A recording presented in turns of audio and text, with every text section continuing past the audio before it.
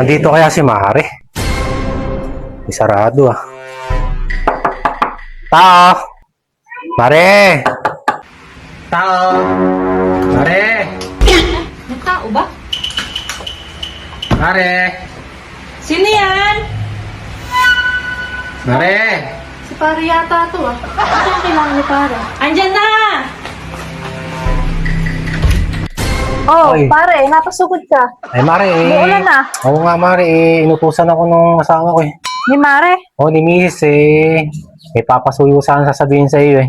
Ganun ba? Bakit hindi pa si Mario nagpunta rito? Ngayon nga Mare nahihiya daw. Doon daw sa sa may hulog. Sa Paluwagan. Sa Paluwagan, hindi daw makapaghulog ngayon. Kaya sasabihin ko sana sa'yo. Naku, ito talagang si Mare, oo. Bakit daw hindi siya makakahulog? Nga Mare, inuna muna yung utang sa may tindahan, binayaran muna. Para makakuha daw ng pagkain Wala daw pang hulog ngayon, Mare. Pasensya na muna daw. Naku, parang hindi kasi pwede Ako yung masisira dun sa sahod ngayon. Ganun ba Mare inutusan lang kasi ako ng kumari Mare. Wala ang panghulog Dapat siya na lang sana yung nagpunta rito para nagkausap kami. Alam naman niya yun na linggo-linggo may sumusweldo, kaya dapat linggo-linggo yung hulog niya. Nahihiya kasi Mare, kaya ako na inutusan. Saka kaya nga lingguhan yung yung hulog para sa isang linggo na yun makapag-ipon-ipon. Sa isang linggo na lang daw Mare kung ano. Naku, hindi kasi pwede parang madedelay yung yung ibang papaluwag ko dun sa susweld sana. Ganun ba Mare? Paano kaya yun Mare? Walang pera Sabihin mo na lang kaya pare, gawan muna ng paraan.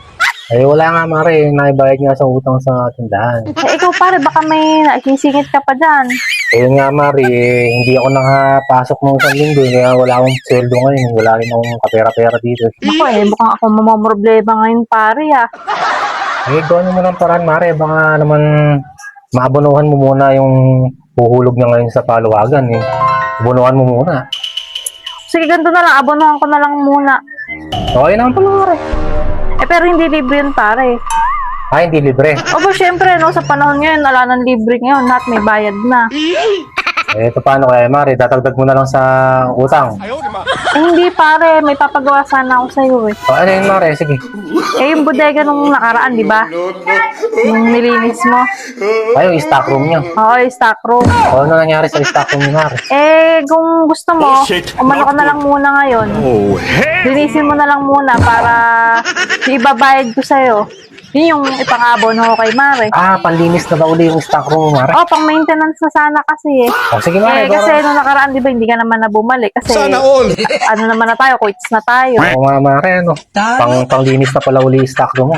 Oo, kasi ngayon, kailangan talagang mabayaran yung ni Kumare para maibigay ko na sa susweldo ngayon. Sige Mare, sigurado, sapot-sapot na naman yung bodega mo ngayon, yung stock room mo. Ganun na nga pare, lalo na tumuulan mo. Sobrang dumi na siguro, dami ng agyo. Para hindi naman mapahiya si Kumare.